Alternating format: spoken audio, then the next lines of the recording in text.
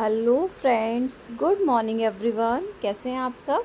I hope आप सब बहुत अच्छे होंगे, स्वस्थ होंगे, मस्त होंगे और बहुत अच्छे तरीके से अपनी स्टडी को कर रहे होंगे। दोस्तों, मैं भी यहाँ अच्छी हूँ और अच्छे से अपनी स्टडी को कर रही हूँ।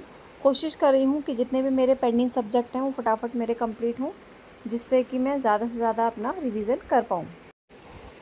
जो न्यू फ्रेंड्स अभी मेरे चैनल से नए जुड़े हैं, उनकी जानकारी के लिए बता देती हूँ। फ्रेंड्स, मेरा नाम है आशा शर्मा एंड मैं जयपुर में रहती हूँ एंड मैंने अपना एमकॉम एंड बीएड कंप्लीट किया हुआ है। इसके अलावा फ्रेंड्स, मेरे एक 5 ईयर ओल्ड एक बेटा है जो अभी सीनियर केजी में पढ़ता है।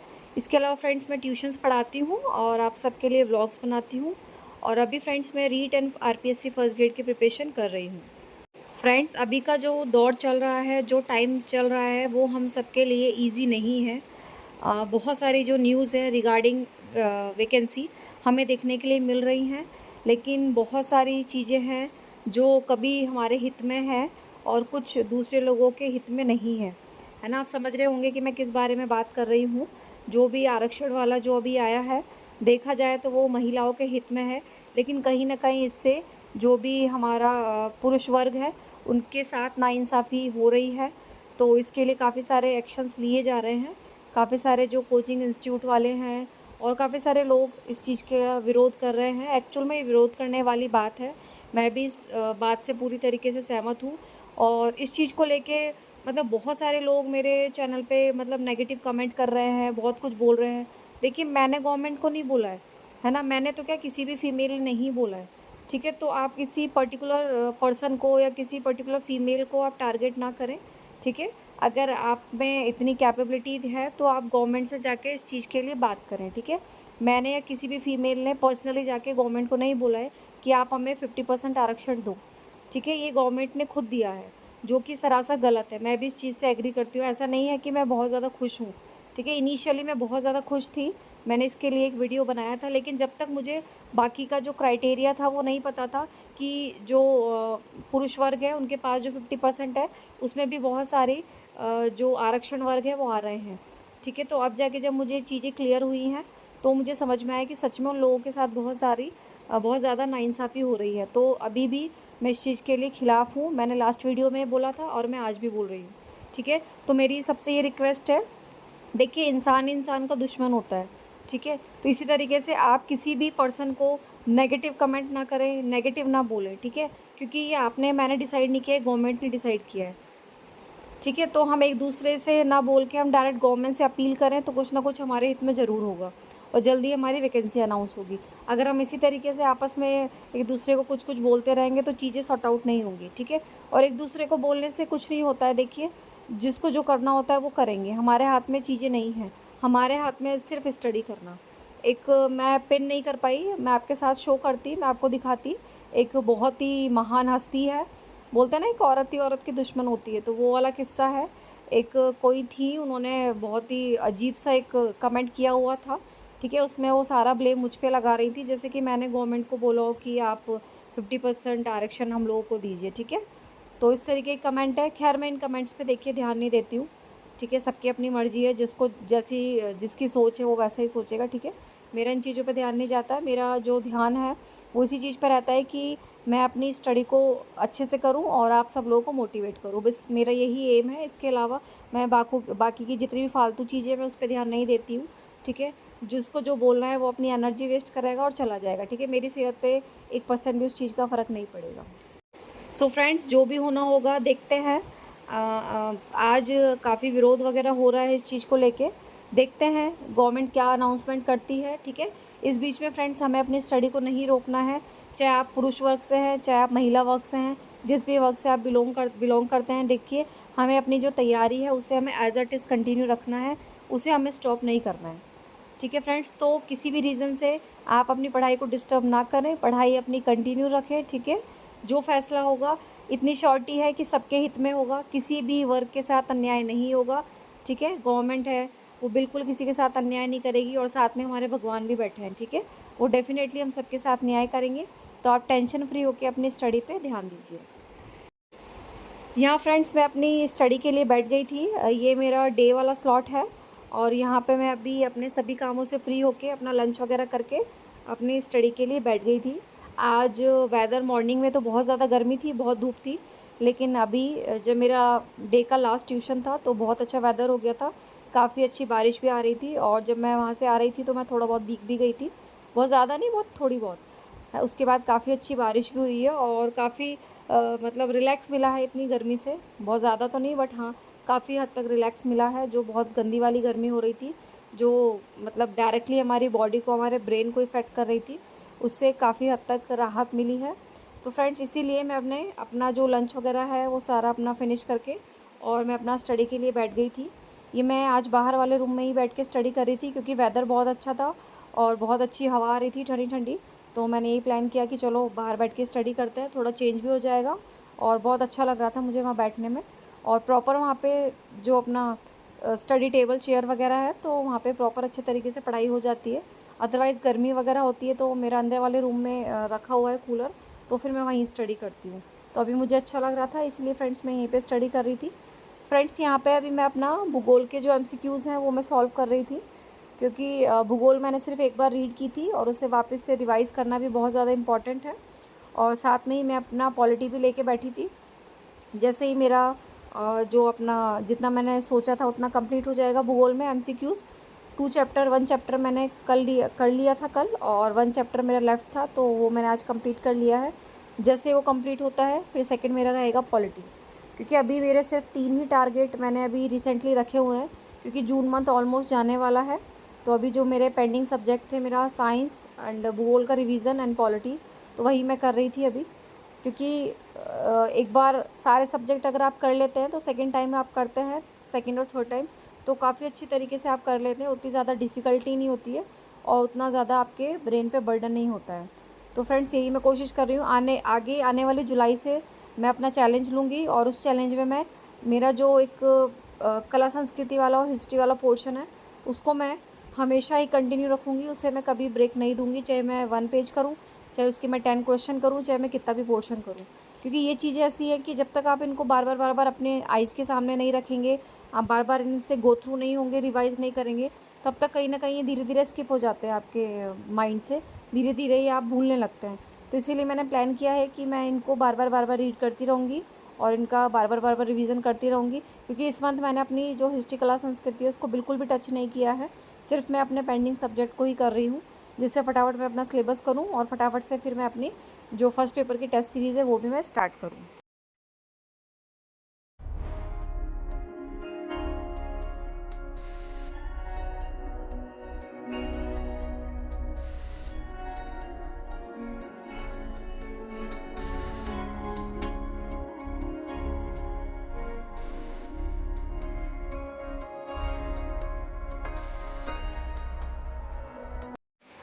यहाँ पे फ्रेंड्स, जहाँ मैं स्टडी करती हूँ, ये जो मेरे स्टडी टेबल है इसके ऊपर मैंने फ्रंट साइड में जो वॉल है वहाँ पे मैंने अपने जितने भी मैप वगैरह हैं सब स्टिक किए हुए हैं। तो जो भी मैं पढ़ती हूँ जिसमें मुझे कन्फ्यूज़न होता है, मुझे देखना होता है, तो ईज़िली मैं सामने देख लेती हूँ और मुझे क्लियर हो जाता है कि कौन सा ज़िला है, कौन सी चीज़ें मेरी किस डायरेक्शन में है, तो ईज़िली मैं कर पाती हूँ। इसलिए मुझे यहाँ बैठ के पढ़ना अच्छा लगता है। लेकिन गर्मी के चक्कर में जब बहुत ज़्यादा गर्मी होती है तो यहाँ मैं नहीं बैठ पाती हूँ, बहुत ज़्यादा गर्मी लगती है, इसलिए फिर मुझे अंदर वाले रूम में जिसमें मेरा कूलर रखा हुआ है मुझे वहीं पे स्टडी करनी होती है। तो इसलिए फ्रेंड्स, अभी मैं भूगोल कर रही थी, उसमें बहुत सारे ज़िले वगैरह के बारे में डिस्कशन किया हुआ है। तो जहाँ भी मुझे कन्फ्यूज़न हो रही थी, मुझे कुछ देखना था, तो मैं ईज़िली अपने सामने मैप लगा हुआ है, मैं देख पा रही थी और ईज़िली मैं अपनी जो स्टडी है उसको अच्छे से मैं कर पा रही थी। देखिए फ्रेंड्स, आप जो भी काम करते हैं उस प्लेस को, चाहे आपका किचन है, चाहे आपका रूम है, चाहे आपका स्टडी टेबल है, चाहे स्टडी रूम है, जब तक आप उसको अपने अकॉर्डिंग नहीं अरेंज कर लेंगे तब तक आपका वहाँ पे मन नहीं लगेगा, है ना फ्रेंड्स। अगर आप स्टडी करते हैं तो आप उसको इतना मतलब अट्रैक्टिव चीज़ें रखिए, इस तरीके से आप उसे अरेंज करिए कि आपका खुद मन करने लगेगा कि मैं यहाँ बैठ के पढूँ, है ना। ये चीज़ें देखिए छोटी छोटी लगती है, लेकिन छोटी छोटी चीज़ें भी कभी कभी ऐसा होता है कि मिरेकल का काम करती हैं। एक आप अपनी स्टडी टेबल रखते हैं बिल्कुल अनऑर्गेनाइज्ड, कुछ भी उस पर सामान रखा है। एक अपनी जो आप टेबल है, कभी मैं आपको दिखाती हूँ अपने, ट्राई करूँगी कि नेक्स्ट वाले व्लॉग में दिखाऊँ कि अगर आप बहुत सुंदर तरीके से, बहुत अच्छे तरीके से ऑर्गेनाइज वे में अगर आप अरेंज करके रखेंगे तो आपका खुद से मन करेगा कि मुझे यहीं बैठ के पढ़ना है ना। क्योंकि वो एक ऑर्गेनाइजेशन जो है वो आपको अट्रैक्ट करता है, ठीक है, और आपको बैठने के लिए एक करेक्ट पोस्चर चाहिए होता है, तो वो पोस्चर आपका स्टडी टेबल पे बैठ पाएगा। ठीक है, ऐसा नहीं है कि आपको सिर्फ स्टडी टेबल पे बैठ के पढ़ना है, आप ज़मीन पे भी बैठ के पढ़ सकते हैं, आप बेड पे भी बैठ के पढ़ सकते हैं। It's total up to you, आपके ऊपर है। लेकिन अगर आप बहुत अच्छे तरीके से उसे ऑर्गेनाइज रखेंगे, डेकोरेटेड रखेंगे, तो आपका बहुत अच्छे से मन लगेगा वहाँ पढ़ने में, है ना। आप कोशिश करेंगे कि मैं ज़्यादा से ज़्यादा जो अपना टाइम है स्टडी का वो इसी टेबल पे मैं अपना गुजारूँ। इसी तरीके से देखिए हमारा किचन में होता है, जहाँ हम किचन में काम करते हैं, हम कितना सुंदर उसे डेकोरेट करके रखते हैं, हर तरीके से अरेंज करके रखते हैं, तो कितना अच्छा मन लगता है हमारा वहाँ पे किचन में काम करने में। सेम हमारा रूम में होता है। तो इसी तरीके से फ्रेंड्स, अगर आप बहुत अच्छे तरीके से अरेंज करके रखेंगे, जितना भी आपका स्टडी मटेरियल है आप अपनी आइज़ के सामने रखिए।